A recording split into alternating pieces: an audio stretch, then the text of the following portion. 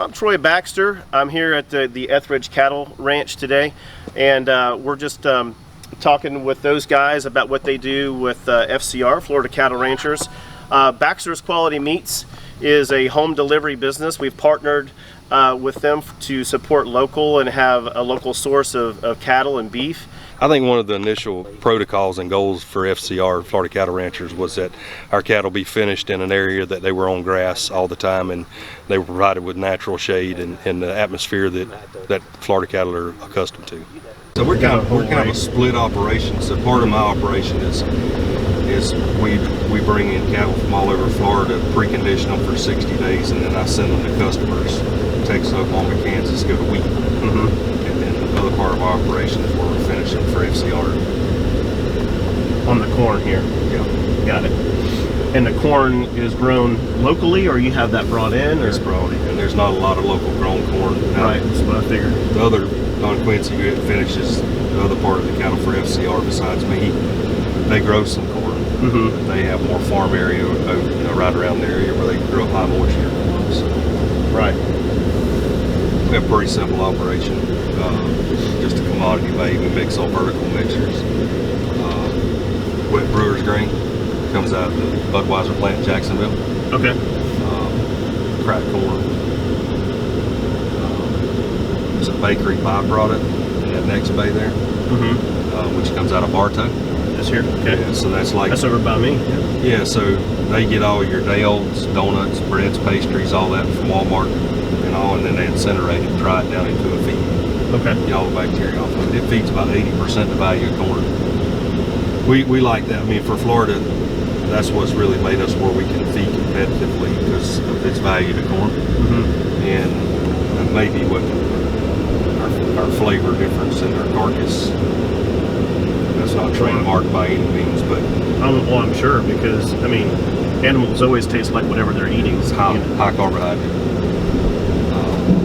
Soy hull pellets, dried distillers grains, comes out of the Camilla plant, ethanol plant. All this stuff comes in weekly or daily? Yeah. So,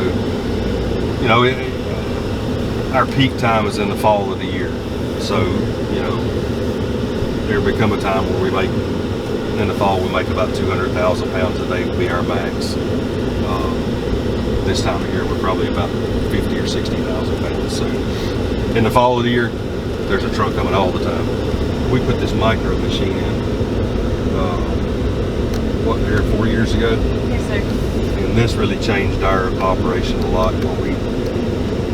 This here? In the white building here. Oh, in here? Yeah.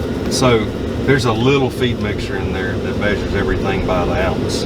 Oh, wow. So we can feed pen specific to the weight of the cattle, and then put the micros in that we want. Vitamin A, D, and E.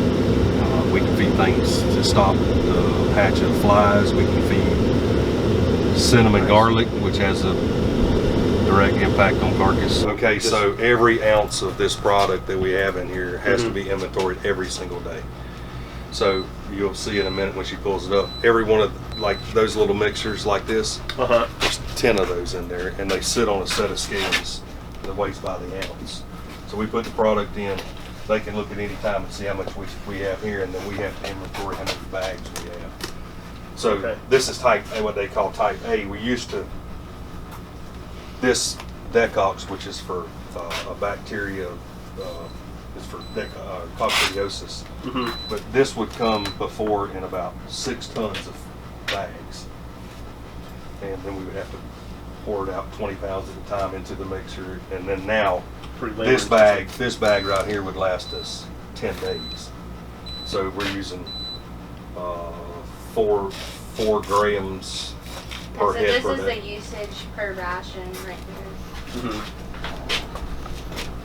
So you can kind of see each thing like broken down and how much has been used. Bovatec Beyond for Clarifly, which keeps our fly population down. Decox for coccidiosis. MGA is a product that keeps heifers from cycling, so we can feed mixed pens, and you don't have the cycling going on in the pen. Of course, AD&E, and vitamin E in these fat calories. you have to have vitamin E. Right. I think one of the initial protocols and goals for FCR, Florida Cattle Ranchers, was that our cattle be finished in an area that they were on grass all the time, and they were provided with natural shade and the atmosphere that Florida cattle are accustomed to.